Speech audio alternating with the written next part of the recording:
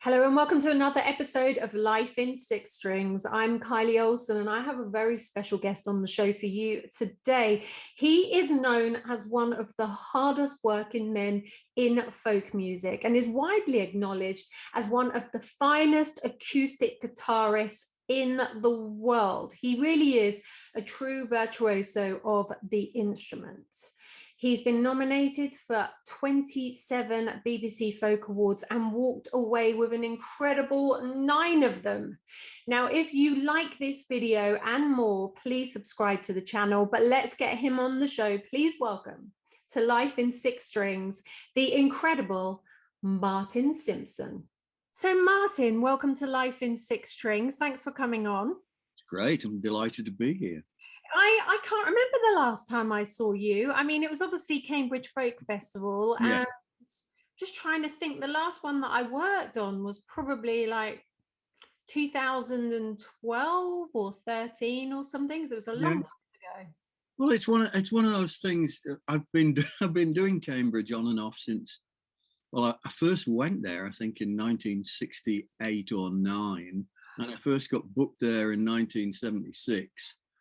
And so it's just one of those ongoing things. I don't remember the years that I played after 1976. It's just something that happens on a nice regular basis, which is great. I just love it because I can't even remember the first one that I worked. I think it was the first one that was covered by, I think it was Sky or maybe the BBC. Yeah. And I just remember thinking, like, this is the nicest festival I've ever been to because everyone is so nice. Yeah. So homely and friendly, and it's just a lovely vibe. It's good, isn't it? Yeah. I mean, I guess that's what being in the folk world is like, is it, in general? I think it is. I really think it is. Yeah. I mean, every so often I get booked to do bigger and alternative, sort of rock festivals and things. And I always come away going, why do people have to be unpleasant? What is that about? The only time at Cambridge that I've ever seen anything but basically really good behavior was when they booked clearly a rock band as a token, and they were just thugs backstage. It was just ridiculous. And you're going, what are you doing? How old are you? Yeah, because backstage at Cambridge Folk Festival, everyone's equal, aren't they? There's no kind of like, we are the headliner, this is the headliner compound. It's just like everyone just hangs out. It's great. I love it. Yeah. I won't ask you who the rock band was. I don't remember a rock band playing. No, well, it probably was when you weren't there. I think it was a bit earlier than you mentioned. So. Yeah, exactly. So Martin, I want to take you back to the very beginning of your musical journey. Woohoo! Here we go. And I want to kind of know why the guitar. It was a question of looking at an album cover, and I was completely and utterly into songs. That's why I wanted to be who I am, basically. And it started really early. It started with listening to Paul Robeson singing. My mother had 78s of Paul Robeson, and she used to play them. And I listened to Sometimes I Feel Like a Motherless Child. And I could not believe how it made me feel. I mean, and how much it made me feel. It was extraordinary. And so I thought, right, that's what I want to do. And then that was when I was 4, probably, quite literally. Wow. So, by the time I was 10, 11, 12, that kind of age, I'd got some records of my own. And one of them was a record of the Kingston Trio, who, were massively important in terms of people's awareness of folk music. That's what people thought folk music was for a while. It's the Kingston Trio. And I used to look at the picture on the back of the sleeve, and it was these 3 guys. One of them had a Martin tenor guitar, which is a little 4-string guitar. And I didn't think that was very cool. it didn't appeal to me on a visceral level at all. But then there's these two other guys, and one of them had a Vega long arm banjo, long neck banjo, Pete Seeger banjo, basically. And then the other one had a Martin D28. And I used to look at this picture and go, do I want to play the banjo, or do I want to play this big guitar? And eventually, and fortunately, I suspect, I said, I want to play the guitar. I decided that the guitar had the most charisma and the best vibe. And so when I was 12, my uncle and my brother clubbed together and bought me a guitar. So That's a wonderful story. I love that. Yeah. I think that you can make, and I'm sure, I mean, you're a banjo player as well. You eventually led into that. I like, you've got a banjo on your t-shirt right now. Indeed. There we go. A banjo player. But I think that, again, like banjo players will disagree, but I think that you can make the guitar sing more. You can make the guitar sound more like a vocalist, I think. Well, I think the guitar, I mean, no, and I think the guitar is potentially a very vocal instrument. So when the first time I heard, really good slide guitar, I just about died, because that's what I mean. I was so into the idea of singing and phrasing and telling stories. And when I heard Blind Willie Johnson play slide guitar, I just went, right, that's it. That's what I want to do. That's exactly what I want to do. The banjo is a different instrument because it doesn't have the sustain that the guitar has. And of course, in the grand scheme of things, acoustic guitar doesn't have much sustain either. So you have to work on it with, bottleneck's a great way to do that.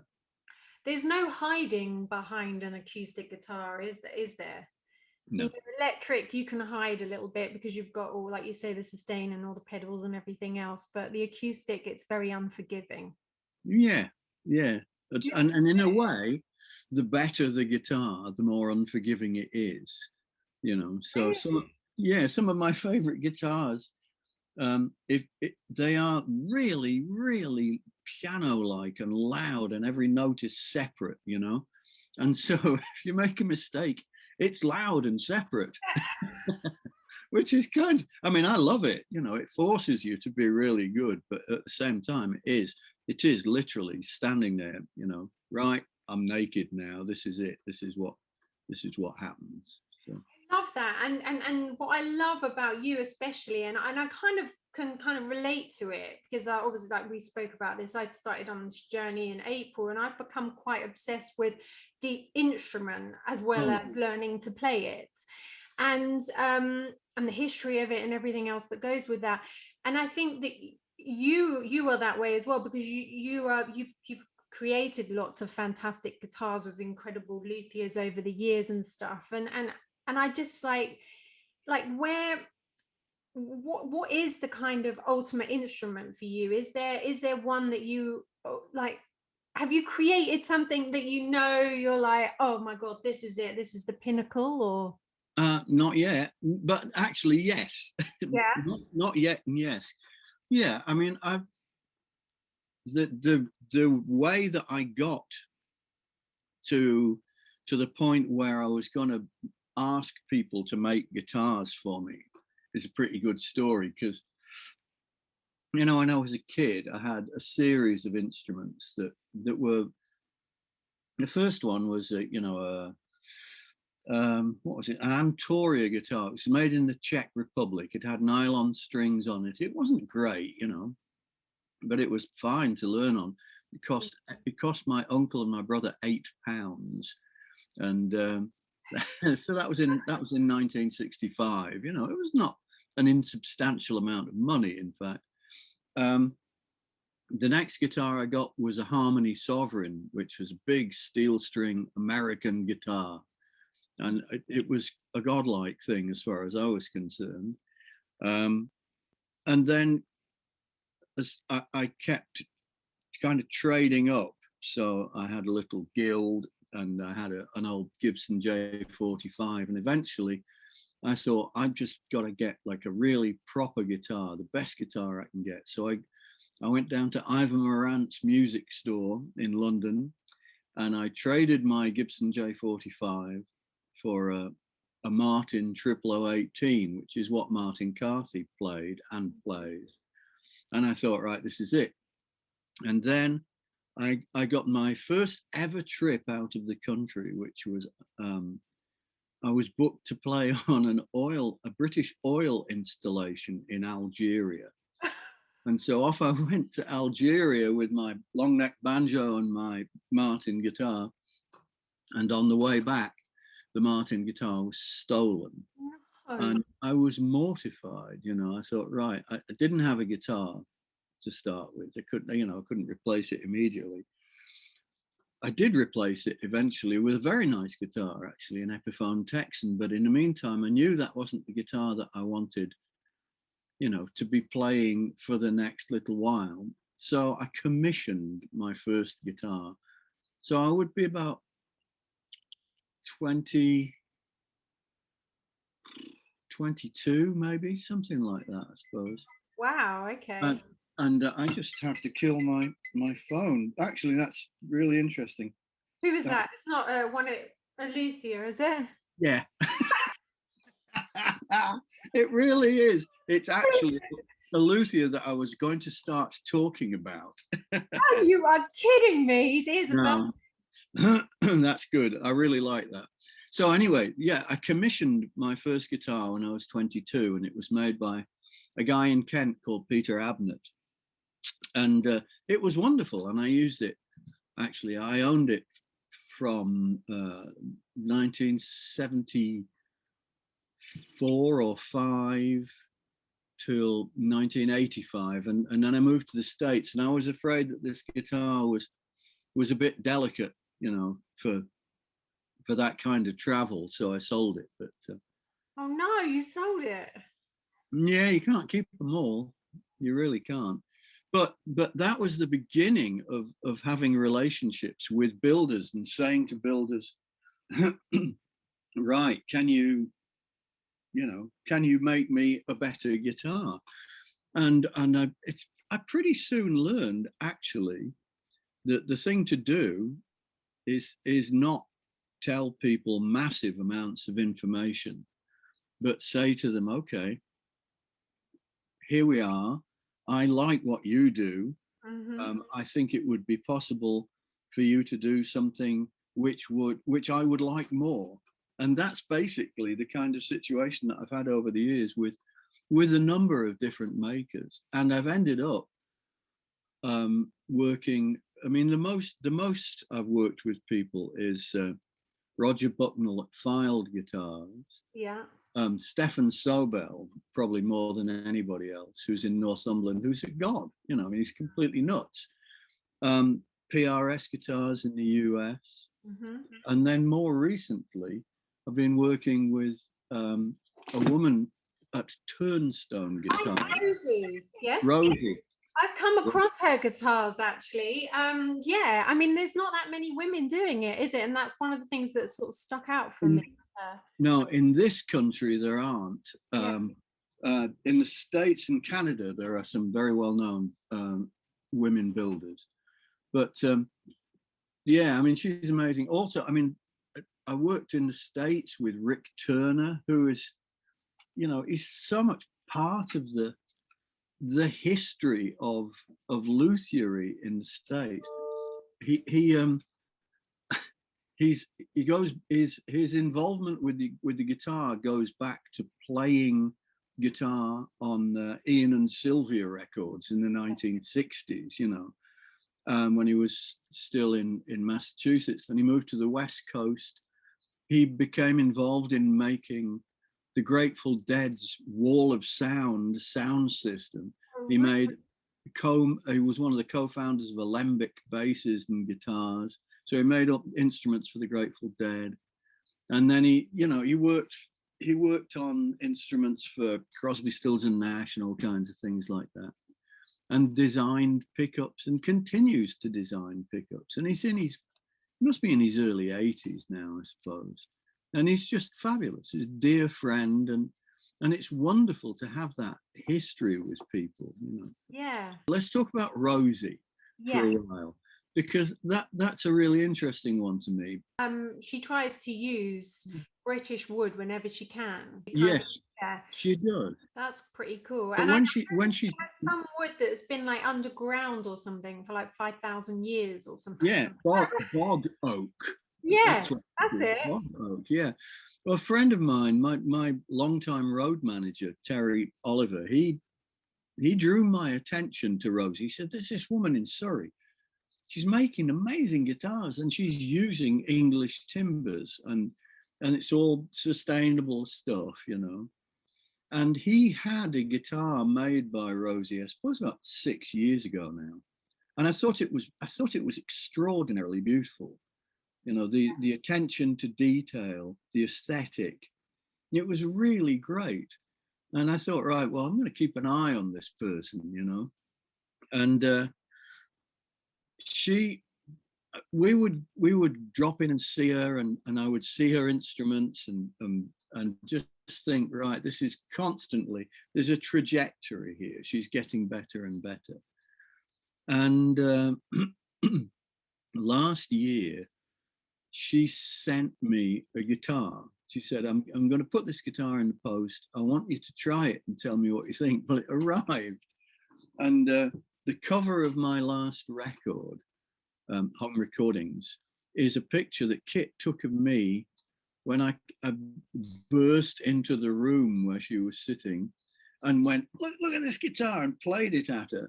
And it's a funny picture, actually, because she was communing with the cat at the time. So there's a picture of the cat whose face is in the bottom of the record. He's going, why are you paying attention to him? You know? But that guitar, I thought, was just exquisite. I thought it was an amazing instrument.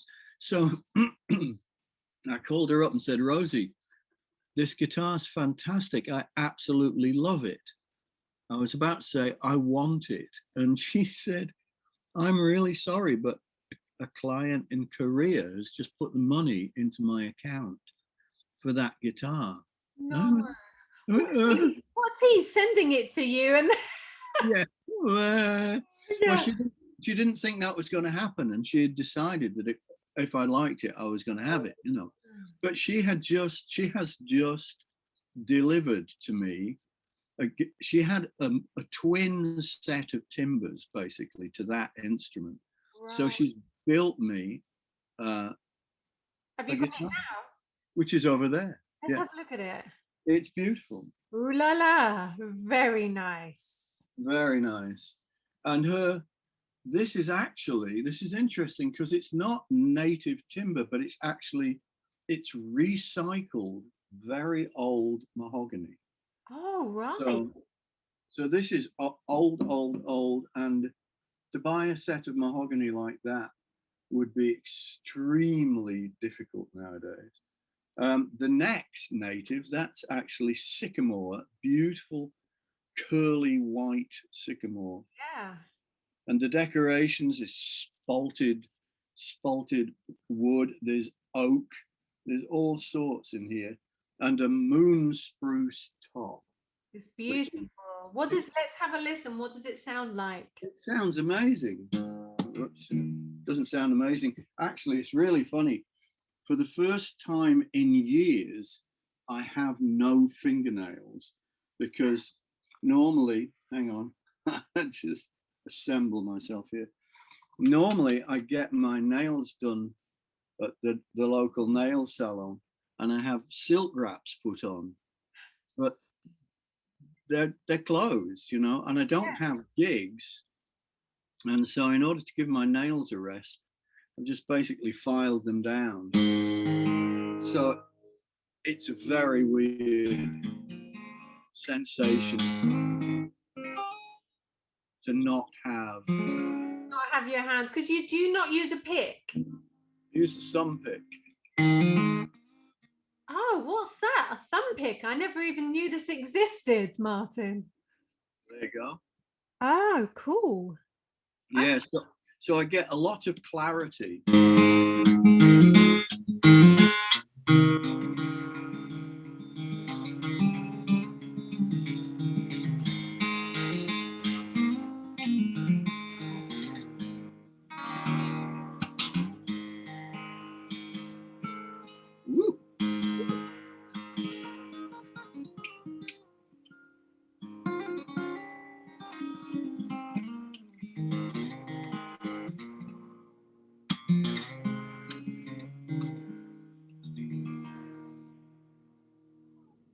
It's just beautiful, isn't it? It is absolutely amazing. Yeah, she's such a good builder, and her attention to detail is astonishing. You look at the shape of the heel there, the way she's made this side is lower so you can access the cutaway and the high frets, and she's brilliant, actually, absolutely brilliant. That's And so funny that you have one of her guitars, because I put together I've pitched a show to Netflix to do something on luthiers and just kind of the art of it. yeah, And yeah, I put her in the mix of ones to focus on, because I just thought, yeah, she looked really interesting. So well, she's astonishing. When I was first playing, there were very few guitar builders in this country at all. yeah. And it sort of went like that, and then of late it's got to the point where there are now a number of builders who are arguably as good as anybody in the world, which is really great, you know. Yeah, that And is. it is. You lived in America for a while, didn't you? How long were Yeah, you there? for about 14 years, I think. Oh, wow. Okay. So I mean, how do you feel that American folk music differs to UK folk music, if it does? Well, that's that. I mean, boy, how long have we got here? You know, I'll the get you thing. to try and explain Americana as well. Yeah, well, I'll do my best.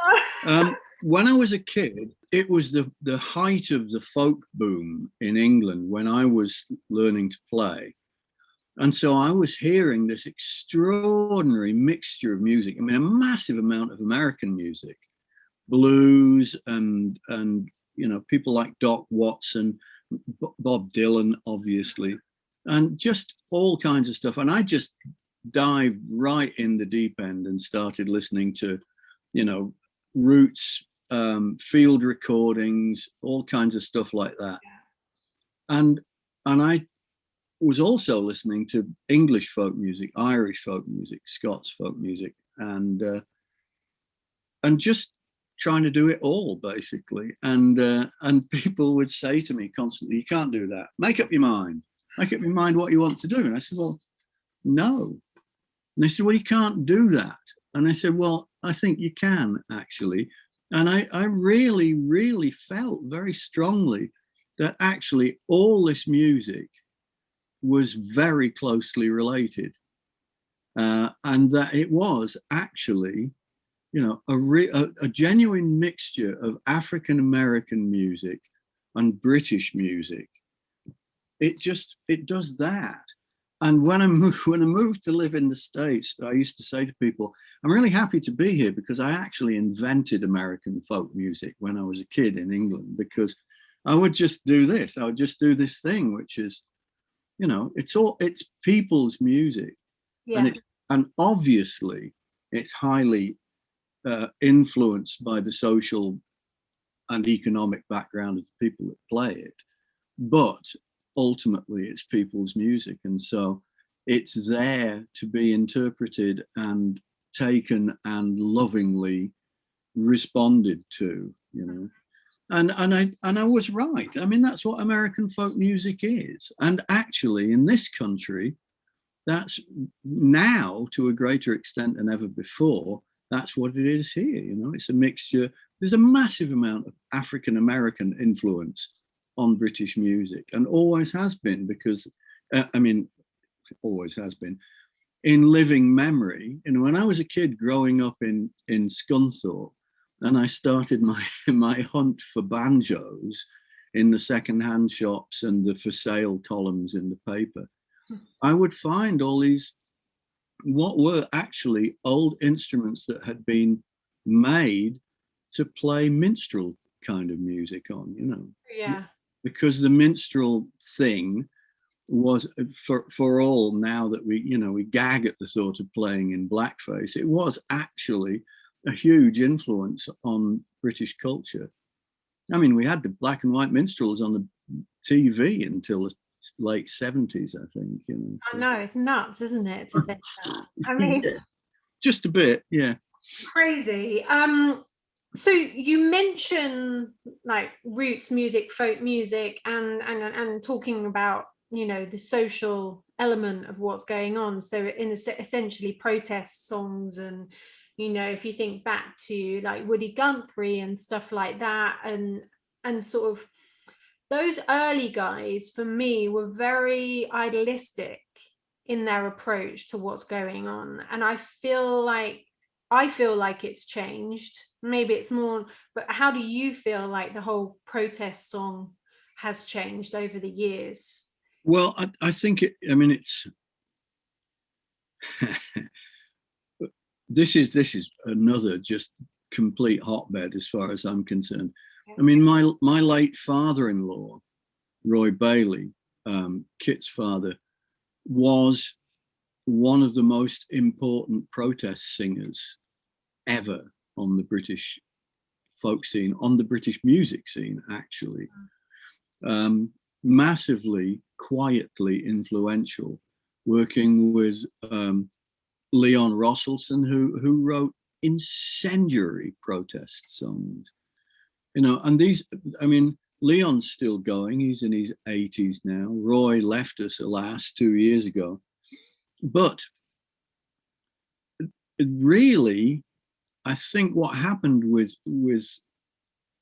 protest song is that there was a sort of a fashion backlash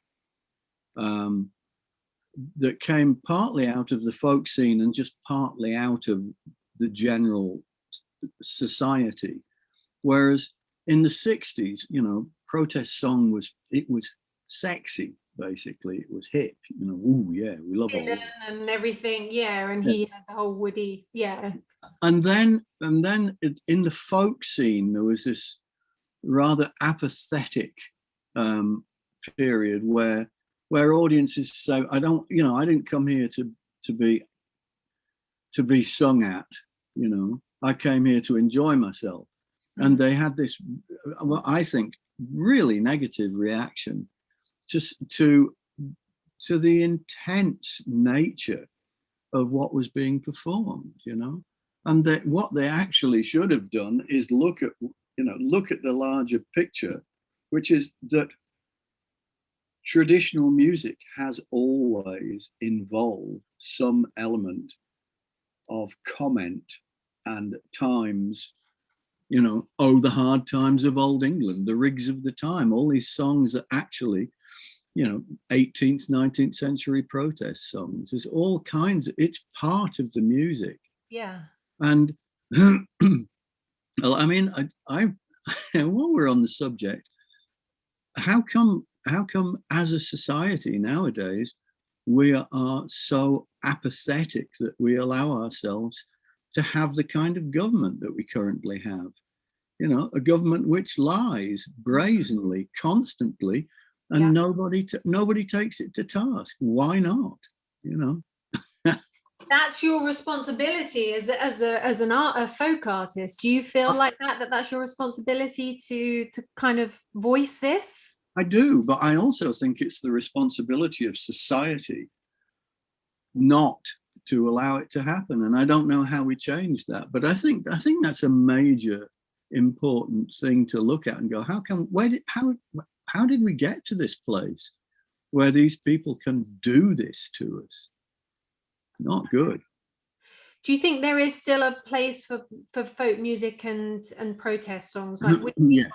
Do you think the new artists are talking about it enough? Yes, I think it's increasingly, yeah, it's ramping up again, you know. And the nice thing about it is now that I don't think we're in the position we were in where people said, no, I don't want to listen to that, you know.